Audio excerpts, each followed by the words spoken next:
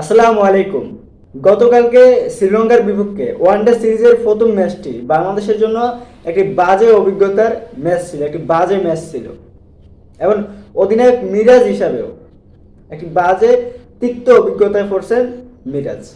এটা খুবই হতাশাজনক ক্রিকেটারদের জন্য এবং দর্শকদের জন্য।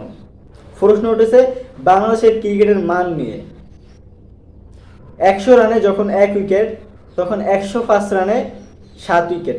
এটা হাস্যকর, এটা মানা খুব দায়। ক্রিকেটের এরকম বাজে অবস্থার জন্য দায়ী নির্বাচকদের বাজে দল ঘোষণা।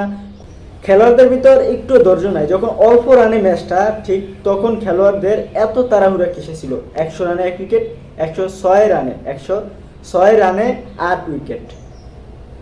এটা মানা খুবই দেয়। বাংলাদেশের ক্রিকেটের উন্নতি দরকার, বাংলাদেশের ক্রিকেট থেকে সিন্ডিকেট মুক্ত করা দরকার, তাহলে ক্রিকেট উন্নত হবে। যোগ্য খেলোয়াড়দেরকে দলের সুযোগ দেওয়া দরকার।